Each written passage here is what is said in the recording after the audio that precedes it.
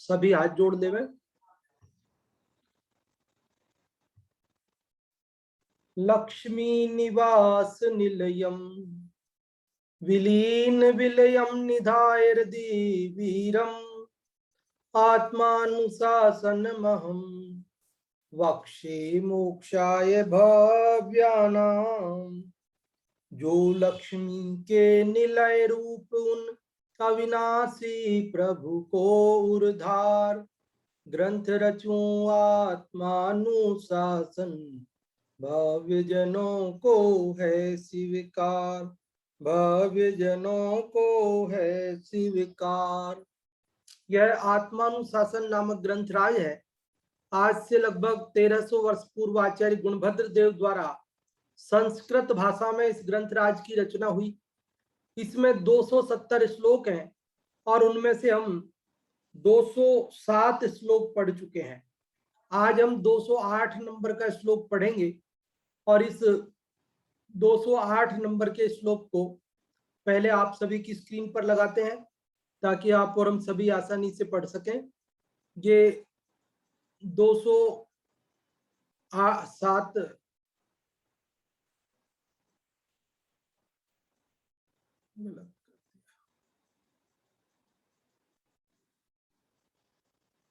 चलो स्क्रीन पे नहीं लग पाएगा आज, अपन जो है बिना स्क्रीन के ही पढ़ते हैं। मैं आपको जो है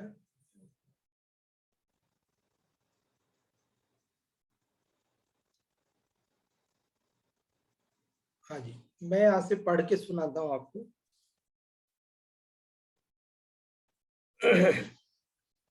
यदादाय भवेत् जन्मी त्यक्त्वा मुक्तो भविष्यति शरीरमेव तत्याज्यम किम से सही क्षुद्र कल्पनई।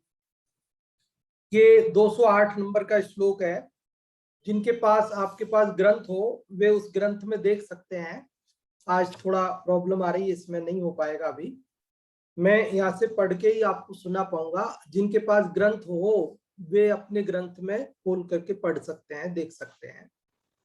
देखिए क्या कह रहे हैं इस श्लोक के अंदर आचार्य गुणभद्र देव कि कल जो हमने 207 नंबर का श्लोक पढ़ा था उसमें ये बात कही थी कि जब रोग ठीक होना संभव ना हो तो हमें क्या करना चाहिए कि निर्विकल्प हो जाना चाहिए, उदास हो जाना चाहिए, शरीर से माध्यस्थ भाव रखना चाहिए, कोई तरह का विकल्प नहीं करना चाहिए। तो प्रश्न ये उठता है कि शरीर से उदास कैसे हो, हम कैसे शरीर से माध्यस्थ भाव रखें, क्या करें? तो उसका उपाय इस 208वें श्लोक में बताया है। उन्होंने कहा कि यदादाय भवेत् जन्मी, यत मतलब जिसको, आदाय आदाय अर्थात ग्रहण करके, जन्मी अर्थात जन्म धारण करता है। मतलब जिस शरीर को ग्रहण करने से क्या होता है, जन्म होता है। और क्या, त्यक्त्वा मुक्तो भविष्यति, और उस शरीर का त्यक्त्वा मतलब त्याग करके मुक्तो भविष्यति मुक्त हो जाता है। देखो जिस कैसे शरीर से उदास होना है, तो शरीर के दुर्गुणों का विचार कर रहे हैं।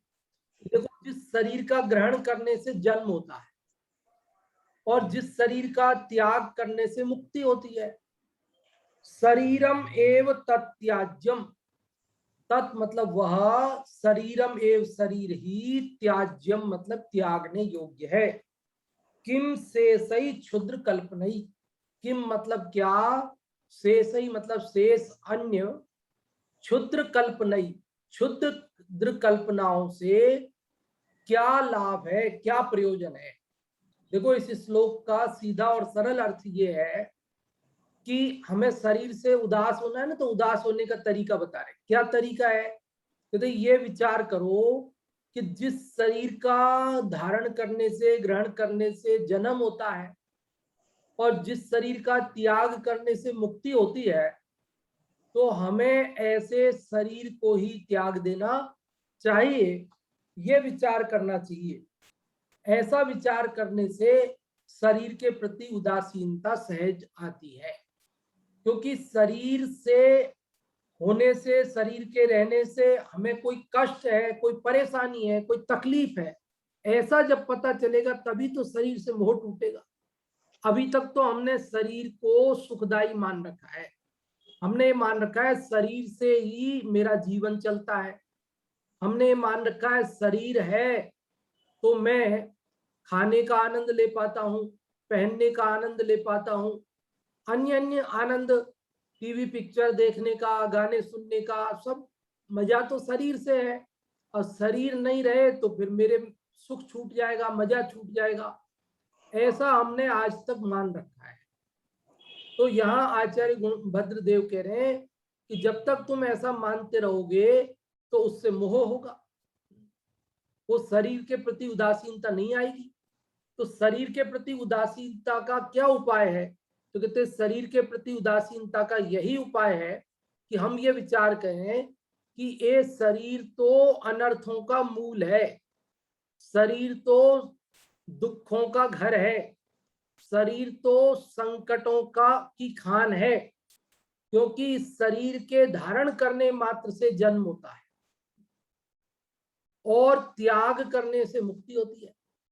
अब यहाँ हमें ये बात ध्यान रखनी चाहिए कि यहाँ ऐसा नहीं बोल रहे कि शरीर के ग्रहण करने से जन्म होता है और त्याग करने से मरण होता है, ऐसा नहीं बोल रहे।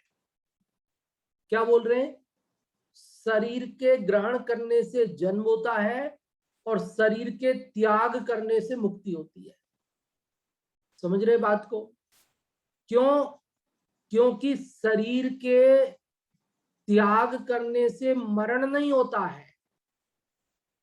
शरीर का त्याग करो या मत करो, मरण तो हो ही जाता है।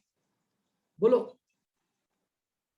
कि शरीर का त्याग नहीं करते तो भी मरण तो होगा ही ना। त्याग करना मतलब उसके प्रति मोह का त्याग, उसे अपना मानने का त्याग, उसमें ममत्व बुद्धि का त्याग हम ना करें, हम उसे अपना मानते रहें, ना छोड़ना चाहे तो भी आयु पूर्ण होने पर छूट ही जाता है। इसलिए शरीर छूट जाने का नाम मुक्ति नहीं है, शरीर छूट जाने का नाम तो मरण है, लेकिन शरीर को छोड़ देने का नाम मुक्ति है। अच्छा पंडित जी, आप क्या आत्महत्या कहना चाह रहे हो? मुक्ति आत्महत्या से होती है? अरे नहीं भाई, आत्महत्या से मुक्ति नहीं होती, आत्महत्या से तो अनंत जन्म मरण होते हैं। आत्मघात तो महापाप है, आत्मघात के फल में तो अनंत बार संसार में जन्म मरण होता है। इसलिए यहाँ आचार्य गुणभद्र देव कह रहे हैं कि देखो, शरीर से उदास होना है, शरीर का त्याग करना है, शरीर को अपना मानना छोड़ना है। और वो कब संभव है? कि जब हमें ये पता चले कि ये शरीर ही संकटों की खान है। सबसे बड़ा संकट तो जन्म का है। अब शरीर को ग्रहण करने मात्र से जन्म होता है। हम पूजन करते हैं तो सबसे पहले जल चढ़ाते हैं और जल चढ़ाते हुए भगवान से प्रार्थना करते हैं कि ओम ह्रीम श्री देव शास्त्र गुरुभ्यो जन्म जरा मृत्यु विनाशनाय जलम निर्वपामी स्वाहा। देवसा गुरु की बजाय महावीर जिनेन्द्राय हो जाता है, आदिनाथ जिनेन्द्राय हो जाता है, बाहुबली स्वामी ने हो जाता है, ये बदलते हैं। लेकिन जन्म जरा मृत्यु विनाशनाय जलम निर्वपामी स्वा ये नहीं बदलता। क्यों नहीं बदलता? क्योंकि ये बड़ा संकट है जन्म का, और सबसे बड़ा संकट है मरण का, और सबसे बड़ा संकट है ये बुढ़ापा। इसलिए जन्म जरा मरण, जन्म जरा, जरा मतलब बुढ़ापा, और मरण, इन तीन बड़े संकटों को नाश करने की भावना से हम जल समर्पित कर रहे हैं। तो यहाँ कह रहे ये शरीर को धारण करने मात्र से ही क्या होता है? तो जन्म हो जाता है। शरीर धारण करने का नाम ही तो जन्म है ना। एक शरीर छूटता है, दूसरा मिलता है, उसको जन्म कहते हैं। और जन्म के साथ मरण लगा हुआ है। क्या? जन्म होगा तो मरण अवश्य होगा। दिन हुआ है तो रात होगी, सुबह हुई है तो शाम होगी। समझ रहे हैं? ये सब जोड़ा है ना। तो ऐसे ही जिसका जन्म हुआ है तो उसका मरण भी होगा। देह का धारण किया है तो देह छूटेगी भी। तो ये जन्म और मरण दोनों ही देह के ग्रहण करने के कारण से होते हैं। क्या समझ में आई बात? यहां जो कहा यद आदाय भवे जन्मी, जिस शरीर को ग्रहण करके जन्म होता है, तो जन्म होता है और मरण भी होता है। लगा ले कि जिस शरीर के ग्रहण करने से जन्म और मरण होता है और जिस शरीर के त्याग करने से मुक्ति होती है, ऐसा यह शरीर हमें छोड़ देना चाहिए। क्या कह रहे आचार्य गुणभद्र देव? और कह रहे अन्य क्षुद्र कल्पनाओं से क्या? क्षुद्र कल्पना मतलब, क्षुद्र मतलब छोटी, हल्की, अल्प, जरा जरा सी कल्पनाएं करने से, छोटी छोटी ख्वाहिशें, इच्छाएं रखने से, विकल्प करने से कि ऐसा हो जाए तो मैं सुखी हो जाऊं, ऐसा हो जाए तो मैं सुखी हो जाऊं, ऐसा हो जाए तो मैं सुखी हो जाऊं। ये इन कल्पनाओं में धरा क्या है?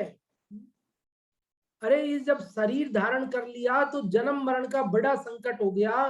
तो जन्म मरण के बीच में कितने संकट आएंगे वो सब संभाल लेना। जन्म का संकट शुरुआत का और मरण का अंत का, और बीच में तो जितने भी संयोग वियोग हानि लाभ है, सब जितने भी संकट हैं, रोग, ये सब हों। तो ये सब होंगे तो शरीर के ग्रहण करने से ही ये सारे संकट है। बोलो किससे है संकट? और शरीर के त्याग करने से क्या हो जाता है? मुक्ति हो जाती है। इसलिए हमें क्या करना कि इस शरीर के मोह का त्याग करना, इस शरीर के बीज का त्याग करना। जिस मोह के कारण यह शरीर बारंबार मिलता है, उस मोह का त्याग करना। ये बात यहाँ आचार्य गुणभद्र देव हमें कह रहे हैं। समझ में आ रही कि नहीं आ रही? बोले अपन फिर से, काफी समय से अपन ने बोला नहीं, आज बोलते हैं। हम कहा? हाँ जी, कौन बोलेंगे आप में से? हम कहा? जहां हमारा उपयोग। हम हम कैसे? जैसे हमारे भाव। अशुभ में लगाना नहीं, कहना नहीं, शुभ में भटकना नहीं, और शुद्ध से भटकना नहीं। तो ये जो अपना मूल मंत्र है, जिनवाणी का सार है, ये तो सदा अपने को याद रखना ही है। यहां भी यही कह रहे हैं कि देखो, शरीर को ग्रहण करने का जो भाव है, ये क्या है? अशुभ भाव है। शरीर से ममत्व करना ये अशुभ भाव है। अशुभ में भी अशुभ है। ऐसे ग्रहण करने के भाव से क्या होता है? तो जन्म मरण होता है। सारे संकट जितने भी संसार के हैं, रोग आदि, वे सब इसी के कारण से तो हैं। और मुक्ति किससे होती है? तो इस शरीर के त्याग से मुक्ति होती है। आज तक जितने भी जीव मुक्त हुए हैं, वे सब शरीर का त्याग करके हुए हैं। बोलो, अरहंत को संसारी में कहा है, अरहंत को मुक्त में नहीं गिना। तत्वार्थ सूत्र जी में जो सूत्र है ना, संसारिणो मुक्ताश्च, जितने भी जीव हैं अनंत जीव, उनके दो भेद किए, एक संसारी और एक मुक्त। अब संसारी में कौन कौन है और मुक्त में कौन कौन है? बोलो कौन कौन है संसारी में और मुक्त में कौन कौन है? तो कह रहे मुक्त में केवल और केवल सिद्ध भगवान है, बाकी सब संसारी में अनंत। उनको तो चार घाती कर्म का नाश हो गया, उनको तो अनंत ज्ञान, अनंत सुख, अनंत बल अनंत वीर प्रकट हुए हैं। 4 आघातियां तो हैं अभी, 4 चार। आघातियां होने से क्या होता है? 4 ही हैं। केवल ज्ञान हो गया है, दिव्य ध्वनि खिल रही है, फिर भी वो कह रहे हैं संसारी है, संसारी है। क्योंकि वे संसार में ही है, यही है, अभी सिद्ध शिला पर नहीं गए, शरीर है उनको। तो ये शरीर जो है यद्यपि उनके है, लेकिन उन्हें उसके मोह का त्याग हो चुका है, मोह का नाश हो गया है, इसलिए वह अल्प काल में ही वो भी छूटने वाला है, इसलिए वो कोई बात नहीं है। लेकिन आप और हम सब तो इस शरीर के ममत्व सहित है, मोह सहित है, इसलिए यहाँ हमको आचार्य गुणभद्र देव बता रहे हैं कि देखो इस शरीर से मोह तोड़ना है ना, तो पहले इस शरीर के रहने से क्या तकलीफ होती है वो याद करो।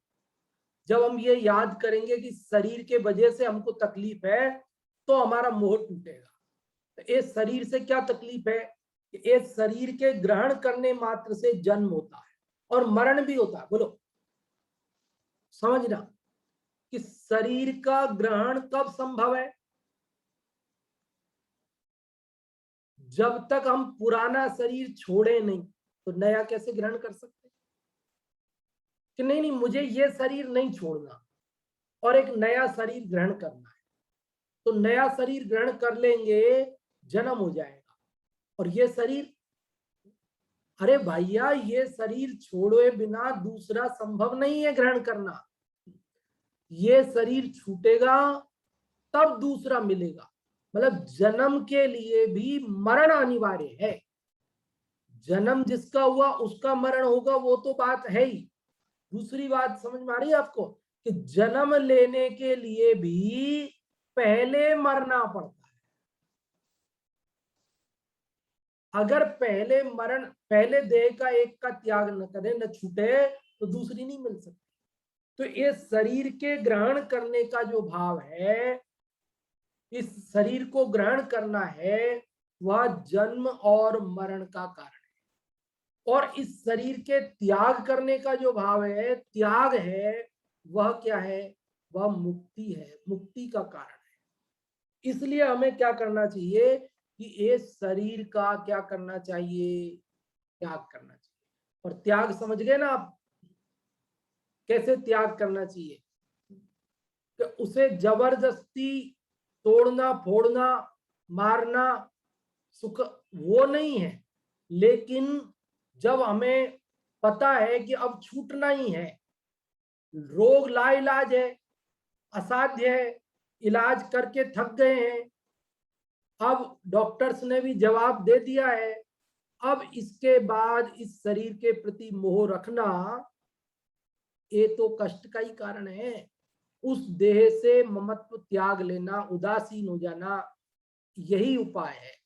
और यहाँ एक बात बहुत गजब की कह रहे हैं, किम से सही क्षुद्र कल्प नहीं, किससे मतलब आप शरीर के त्याग की तो सोच नहीं रहे और अन्य कल्पनाएं कर रहे हैं।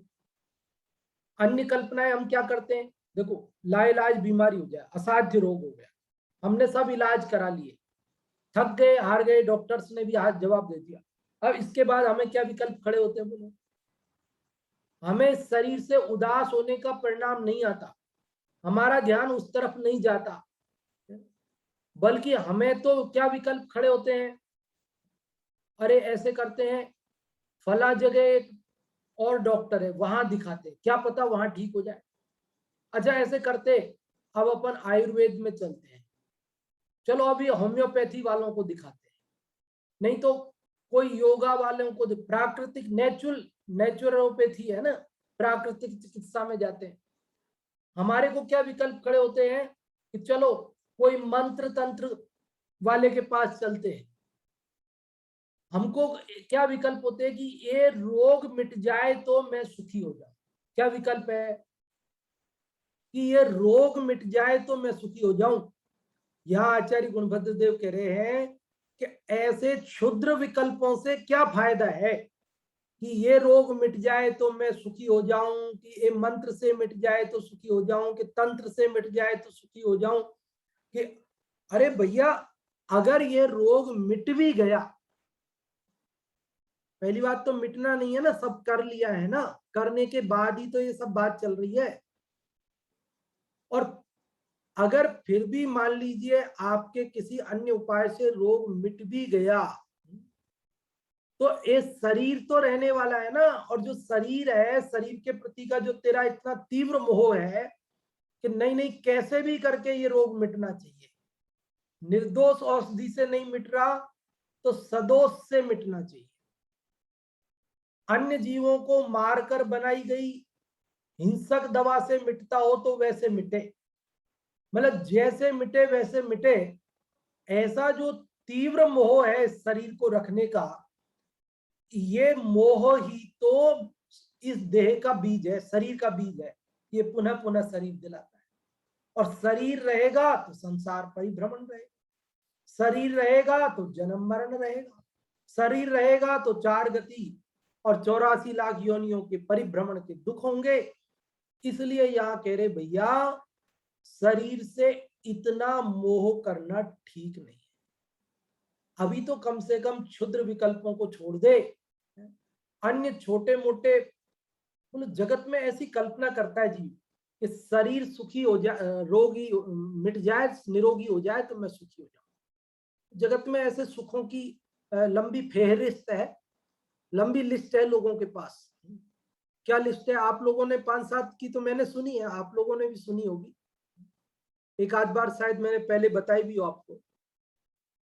लोग कहते हैं पहला सुख निरोगी काया, दूजा सुख घर में माया, तीजा सुख सुलक्षणा नारी, और चौथा सुख पुत्र आज्ञाकारी, पांचवा सुख समाज में बासा, छठवां सुख राज में पासा, सातवां सुख वैकुंठ वासा। अरे भाई, ये क्या लिस्ट है आपकी? आप सोच रहे ये काम हो जाएंगे तो मैं सुखी हो जाऊंगा। ये क्षुद्र विकल्प है। क्या है क्षुद्र विकल्प? कि निरोगी काया हो जाए मैं सुखी हो जाऊं। अरे काया रोग की ढेरी है, वो निरोगी कैसे होगी? वो रोगों से बनी है, उसके एक एक रोम में 96 रोग हैं। एक रोग मिट जाएगा तो दूसरा होगा। कब कौन सा रोग प्रकट हो जाएगा कुछ कह नहीं सकते हैं। इसलिए रोग मिटने से मैं सुखी हो जाऊंगा, निरोगी काया हो जाएगी तो मैं सुखी हो जाऊंगा, ये क्षुद्र विकल्प है। और घर में माया दूसरा सुख है। अब घर में माया, धन संपत्ति हो जाए, पैसा हो जाए तो मैं सुखी हो जाऊं। अच्छा, कितना पैसा हो जाए तो सुखी हो जाएगा? लाख, 2 लाख, 10 लाख? नहीं पंडित जी, इतने से क्या होता है, महंगाई का जमाना है। अच्छा, तो कितने से काम होगा? कि 5 करोड़ हो जाए तो चलेगा? कि हाँ हाँ पंडित जी, फिर तो चलेगा, फिर चलेगा। तो चलो अपन चलते हैं 10 करोड़ वाले के पास, उससे पूछते तुम सुखी हो कि नहीं हो।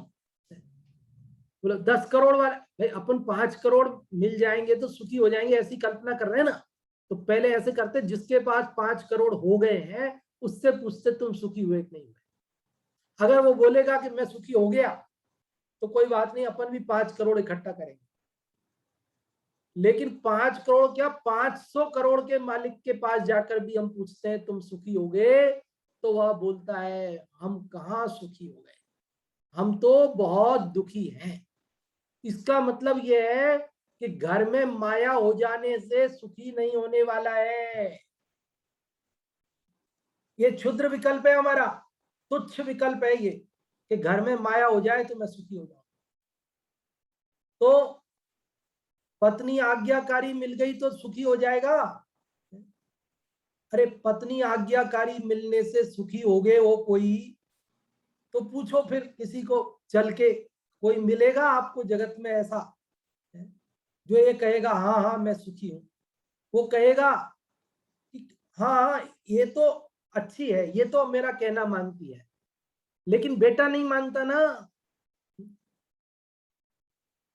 तो चलो चौथा सुख वाले के पास चलते जिसका बेटा भी आज्ञाकारी हो, पत्नी भी आज्ञाकारी हो और बेटा भी आज्ञाकारी हो। तो वो तो बोलेगा ना मैं सुखी हूं, वो बोल देगा पत्नी अच्छी है, बेटा भी आज्ञाकारी है, लेकिन ये बहू कहना नहीं मानती है। अरे लो, अभी तुम्हारी समस्या ही खत्म नहीं हुई। 4 सुख हो गए तुम्हारे पास, पत्नी आज्ञाकारी है, पुत्र आज्ञाकारी है, और फिर अब बहू। अब ये कहा तुमने 7 की लिस्ट गिनाई, इसमें बहू तो थी नहीं कहीं। बहू का तो कहीं था ही नहीं नाम। लेकिन समझ लेना आप, इसलिए कह रहे ये सब क्षुद्र विकल्प है हमारे, कि ऐसा हो जाए तो मैं सुखी हो जाऊं, ऐसा हो जाए तो मैं सुखी हो जाऊं, कि घर हो जाए तो सुखी हो जाऊं, गाड़ी हो जाए तो सुखी हो जाऊं, बच्चे की नौकरी लग जाए तो सुखी हो जाऊं, बच्चे की शादी हो जाए तो मैं सुखी हो जाऊं, पोता का मुंह देख लूं तो सुखी हो जाऊं। अरे भैया, तू कभी सुखी नहीं हो पाएगा, क्योंकि तेरी मान्यता ही झूठी है, मान्यता ही गलत है। क्योंकि जिसमें सुख नहीं है तूने उसमें सुख माना है, तूने संयोगों में सुख माना है, जबकि संयोगों और संयोगी भावों में सुख नहीं है। सुख जहां है वहां खोज। शरीर के ग्रहण करने का भाव, ये शरीर है ना, अब इस शरीर में से उपलक्षण से अन्य सब संयोग ले लेना, ये सब संयोगों के ग्रहण करने का भाव, इनको जुटाने का भाव, इनको इकट्ठा करने का भाव, ये दुख का कारण है, जन्म मरण का कारण है। और सुखी होने का उपाय क्या है? तो कह रहे शरीर का त्याग। तो शरीर का त्याग में उपलक्षण से ले लेना, ये शरीर का माता पिता का त्याग, भाई बहन का त्याग, पत्नी बच्चों का त्याग, मकान दुकान का त्याग, गाड़ी बंगले का त्याग, समस्त परिकर के मोह का त्याग, उसके प्रति के ममत्व का त्याग, यही सुखी होने का उपाय है। और कह रहे ये काम कर, तू शरीर का त्याग कर। शरीर का त्याग कर मतलब सारे जगत के वैभव का, मोह का त्याग कर, उसमें सुख बुद्धि त्याग, उसको जुटाने रखने इकट्ठा करने के परिणाम का त्याग कर। अन्य क्षुद्र विकल्पों से क्या फायदा है कि ये हमारा जो दुश्मन है ये हमारा दोस्त बन जाए तो मैं सुखी हो जाऊं, ये इसका ऐसा हो जाए, ये पड़ोसी जो है हमारा बदल जाए, अच्छा पड़ोसी आ जाए तो मैं सुखी हो जाऊं, कि ये पड़ोसी अच्छा है, ये जाए नहीं छोड़ के तो मैं सुखी रहूंगा। ये सब तेरे क्षुद्र विकल्प हैं, तुच्छ विकल्प हैं, इनसे सुखी नहीं होता है। तो पहला सुख समझ में आया कैसा है? निरोगी काया से सुखी नहीं होता, न तो काया निरोगी होती है, न निरोगी काया से सुख होता है। और ना घर में माया से सुख होता है, ना ही सुलक्षणा नारी मिलने से सुखी होता है जीव, ना पुत्र आज्ञाकारी होने से सुखी हो जाता है। तो कह रहा है कि चलो 5वां सुख समाज में बासा, समाज में हमारी सम्मान हो ना, समाज में हम सम्मान से रहें तो ये सुख है। समाज में सम्मान से जो लोग हैं, तो समाज के अध्यक्ष जी हैं जिन्हें समाज ने चुना है, उनसे पूछते आप सुखी हो? तो वो लोग क्या बोलेंगे? समाज के अध्यक्ष जी से पूछे आप सुखी हो? क्योंकि आप तो समाज में, आपका बासा, आप तो अध्यक्ष हैं, सबने आपको चुना है। तो बोलो कोई सुखी बोलेगा समाज का अध्यक्ष मिलेगा आपको? ऐसा पूछ के देख लेना, नहीं मिलेगा। और अगला क्या है? 6वां सुख को कह रहे राज में पासा। राज में पासा मतलब सरकार में चलनी चाहिए अपनी। अपन मंत्री जी को कहें कि ये काम हमारा हो जाए तो वो हो जाए, हम जो कहें वो सरकार में हमारी चल जाए। बोलो सरकार के अंदर हमारी दखल हो, हमारी बात सुने, हम जो बात कहें उसे सरकार मान ले। ऐसे प्रतिष्ठित बड़े बड़े लोग होते हैं जिनकी सरकार मान लेती है, तो वो कह रहे भाई ऐसा हमारा हो कि हमारी सरकार में चलती हो, हमारा आदमी हो, हमारा मंत्री हो, हमारा मंत्री दोस्त हो, तो सुखी हो जाओगे। तो बोले जो मंत्री है ना स्वयं, उनसे ही पूछ लेते आप सुखी हो? तो बोलो क्या बताएंगे हमें कि हमें कहाँ सुख है? बोलो दिन रात परेशान है, सुखी नहीं है कोई भी। और अभी खुलासा करें तो बहुत समय हो जाएगा ना, लेकिन आप समझते हैं उसमें क्या बताना है? बताओ कोई सुखी है कोई सुखी? अरे आप तो अभी कहोगे कि मुझे 8 बजे सोना है तो आप सो सकते हो, आप कहोगे कि आज मेरे छुट्टी लेना है, मेरे नहीं जाना है काम पे, तो ले सकते हो। लेकिन मान लो हमारे प्रधानमंत्री जी हैं, अब कल मान लीजिए वो विदेशी राष्ट्रपति आ रहे हैं अमेरिका के, मान लो आ रहे हैं, मीटिंग है उनके साथ, अब वो कहते हैं आज मैं नहीं जाता, नहीं मिलना मेरे को, मेरे रेस्ट करना है, चलेगा? अरे जब आपका प्रोग्राम महीनों पहले बन गया, वहां से वो आ गए हैं, आपकी मीटिंग फिक्स है, तो आपको मिलना पड़ेगा। जब तक बिल्कुल ही आपकी हालत ऐसी नहीं हो जाए कि आपको हॉस्पिटल में भर्ती करना पड़े, तब तक आप कोई मना नहीं कर सकते कि मेरे काम है, ये मेरा मन नहीं है, मैं नहीं मिलूंगा, मैं छुट्टी ले लूंगा, मैं 8 बजे सो जाऊं। मान लीजिए कोई देश में समस्या रात को 12 बजे आ जाती है, तो रात को 12 बजे संभालना पड़ेगा, नहीं संभालना पड़ेगा? राज में जिनकी चलती है, जो स्वयं राज के पद पर बैठे हैं, वे भी सुखी नहीं है भैया। और 7वां सुख किसको माना? वैकुंठवाद। वैकुंठ किसको? स्वर्ग को। और स्वर्ग में देव गति में जाकर के सुखी हो जाएगा, ऐसा मान रखा है। जबकि स्वर्ग के देव स्वयं दुखी हैं। अंत में बिलखे 6 मास, कहें हम कैसे उनको दे। अंत में 6 महीना तो फूट फूट कर रोते। अवधि ज्ञान से 6 महीने पहले पता चल जाता है, गले में मंदार माला होती है, मुरझा जाती है, तो अवधि ज्ञान से जानते हैं कि ये हमेशा खिली रहने वाली माला मुरझा क्यों गई, तो पता चलता है कि अब यहाँ आयु 6 महीने ही शेष रही है।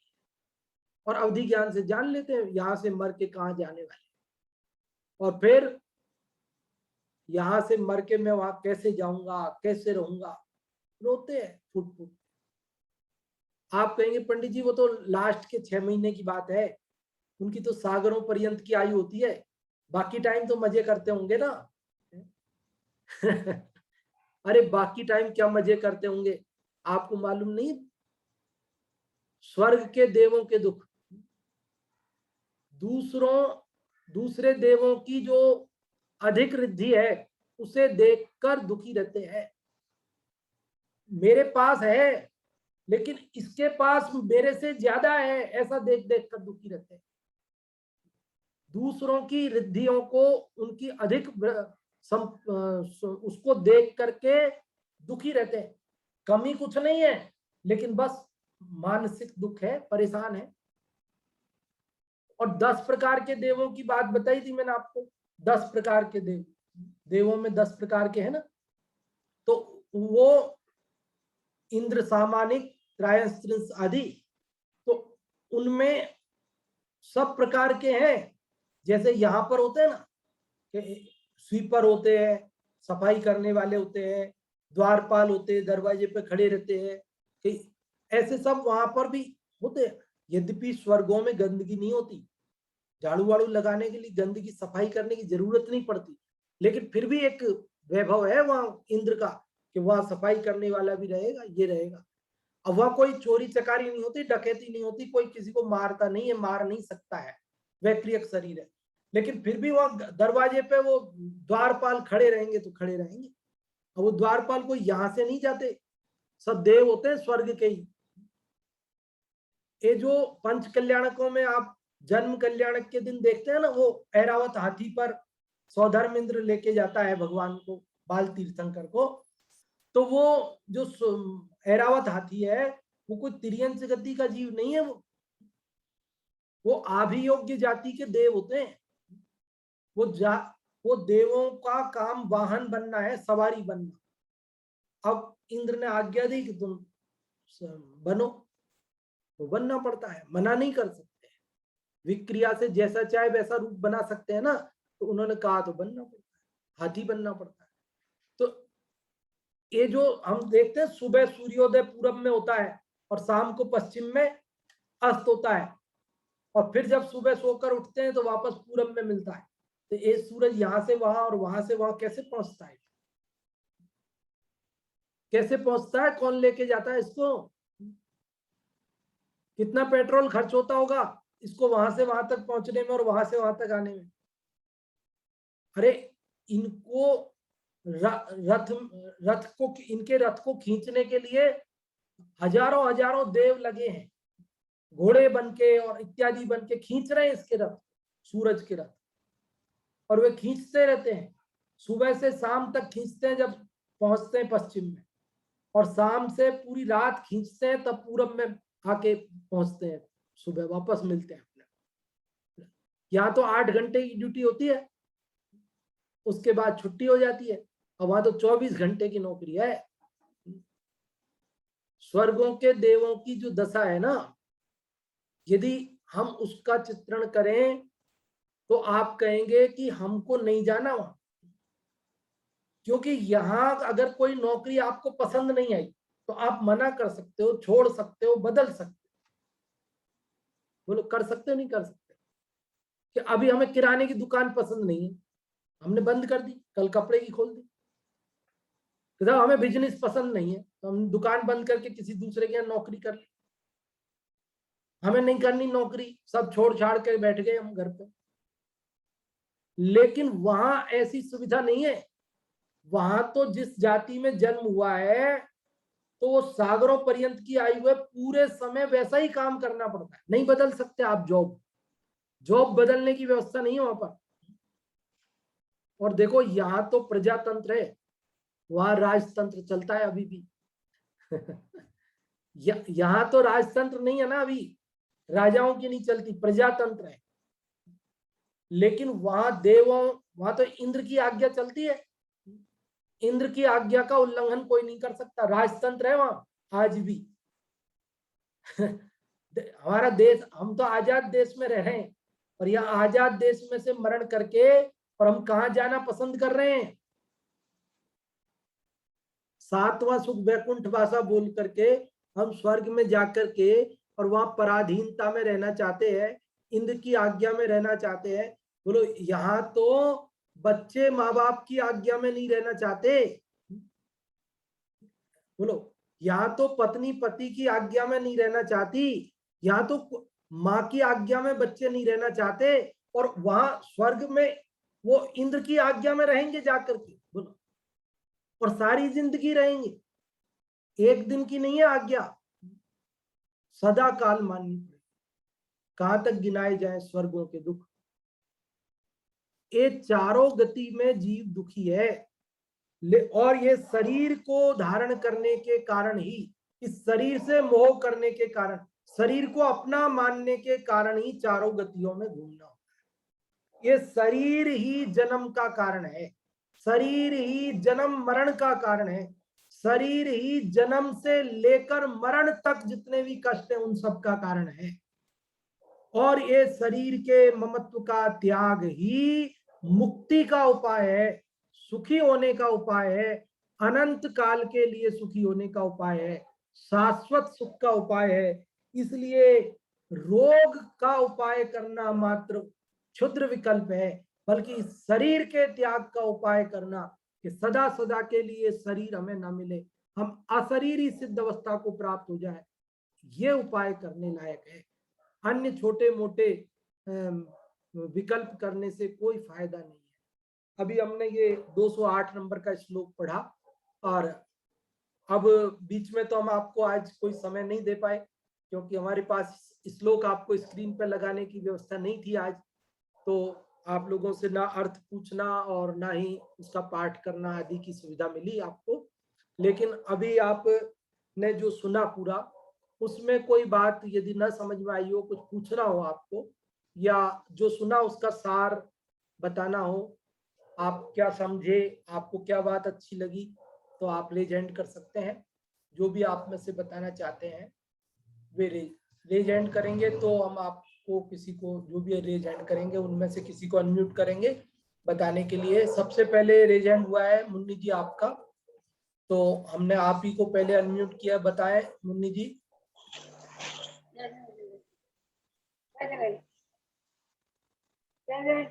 हाँ जी, जय जिनेन्द्र। आवाज आ रही है? हाँ जी, आ रही है। इसमें बताया है इस श्लोक में 2 से 8 मात्रा कह रहे हैं कि शरीर धारण करना ही सबसे बड़ी वो है, जन्म और मरण, ये तो जन्म लेना फिर मरण करना, जन्म मरण बुढ़ापा ये तीनों ही हैं दुख के कारण। अपन के शरीर शरीर से सुखी हो जाएंगे, शरीर से सुखी कोई नहीं होता। तो आचार्य देव कहते हैं कि ये शरीर छोड़कर दूसरे शरीर धारण कर लें तो सुखी हो जाएंगे, और शरीर को दूसरे शरीर धारण कर लें, जब तक ये शरीर छूटेगा नहीं धारण नहीं करेगा। तो और है ना, ये जन्म मरण का दुख तो निरंतर लगा ही है व्यक्ति को, इसलिए शरीर को त्याग करके, छोड़ के नहीं त्याग करके, छोड़ने में तो फिर नया मिलेगा, फिर दुख तकलीफ मिलेगी उसको। और इससे रोग है शरीर में कि एक रोग, यदि रोग का उपचार किया, पिछले श्लोक में देखा था ना कि उपचार नहीं हो तो उपचार नहीं हो तो संलेखना ले लो। तो यहाँ ऐसे बता रहा है कि अपन को अंत समय में संलेखना लेके शरीर का त्याग करके निर्वाण की प्राप्ति करना चाहिए। हाँ जी, बहुत अच्छा मुन्नी जी आपने बताया। और अभी और भी कोई जो बताना चाहते हैं रेज हैंड कर सकते हैं, और आप लोग रेज हैंड नहीं कर रहे हैं, चलो अच्छी बात है, नहीं तो मैं फिर प्रश्न पूछता आपसे। सुधा जी आप बताएं। हाँ जी पूछिए, आप तो प्रश्न हाँ जी जय जिनेन्द्र पंडित जी। हाँ जी, जय जिनेन्द्र। हाँ पंडित जी, इस श्लोक में बताया, शिष्य पूछता है कि शरीर से उदासीनता कैसे करें। इस हाँ प्रश्न जी। का उत्तर देते हैं, जिसका ग्रहण जन्म का कारण, त्याग मुक्ति कारण जिसका, वह शरीर ही त्याज्य कहा है, क्षुद्र विचारों से फिर क्या। जिसका, इस शरीर का ग्रहण करने से जब भी शरीर मिलेगा तो उसके, जब शरीर को चाहेंगे तो उससे दूसरा नया जन्म होगा, और फिर शरीर मिलेगा, फिर शरीर मिलेगा, कई बार शरीर मिलेगा। यदि इस शरीर का त्याग कर दो तो वह मुक्ति का कारण बन सकता है, वह शरीर ही त्याज का है। ऐसे शरीर को त्याग करना ही कहा है, और ऐसे क्षुद्र विचारों से फिर क्या, ऐसे क्षुद्र विकल्पों से क्या प्रयोजन है, इसलिए शरीर का संबंध त्याज्य है, ऐसा इस श्लोक में आया है।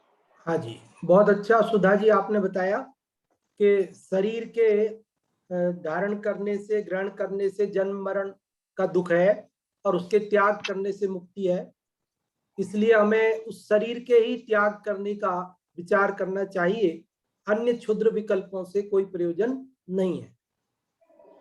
अब हम एक छोटा प्रश्न पूछते हैं, एक दो आप में से जो भी बताना चाहते हैं वे रेज हैंड कर सकते हैं। अभी हमारा पहला प्रश्न है कि शरीर के ग्रहण करने से या शरीर के ग्रहण करने के भाव से क्या होता है।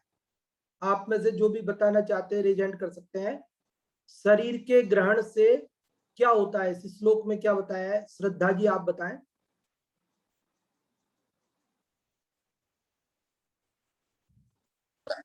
शरीर को ग्रहण करने से शरीर को अपना मानेंगे तो दुख ही होगा, और क्या होगा, दुख होगा। और शरीर को छोड़ देंगे, हाँ जी, शरीर, हाँ, शरीर को ग्रहण करने से शरीर को अपना मानेंगे तो शरीर को, जब शरीर को मरण को प्राप्त होगा तो दुख होगा, इसलिए शरीर को अपना नहीं मानना चाहिए।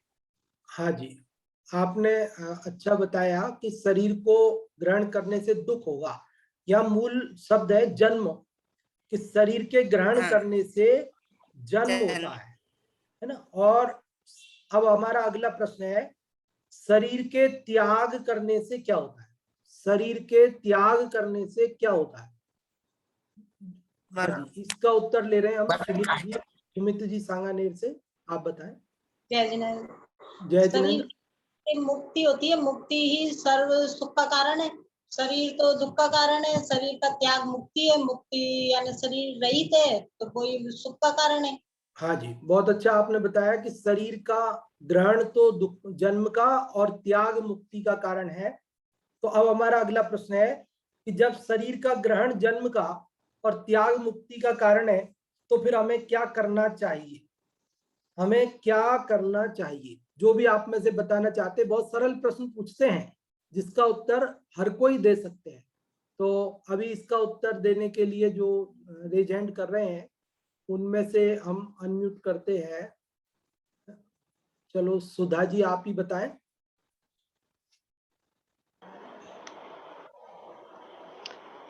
तो हमें शरीर का त्याग ही करना चाहिए, जिससे हमें संसार दुख से छुटकारा मिले और मुक्ति की प्राप्ति हो। हाँ जी, बहुत अच्छा आपने बताया कि इसलिए हमें शरीर का त्याग करना चाहिए, क्योंकि शरीर का ग्रहण जन्म का और त्याग मुक्ति का कारण है, इसलिए हमें शरीर का त्याग करना चाहिए।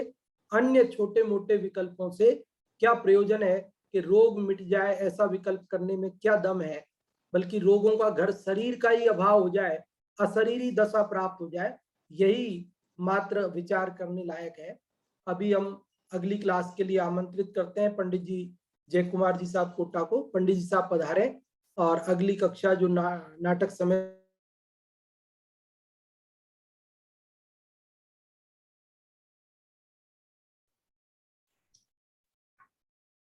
बहुत बहुत धन्यवाद पंडित खेमचंद जी साहब। रोग के प्रति ममत्व छोड़ना चाहिए, ऐसी बहुत सुंदर प्रेरणा इस श्लोक के माध्यम से हमने सुनी। और अब यहाँ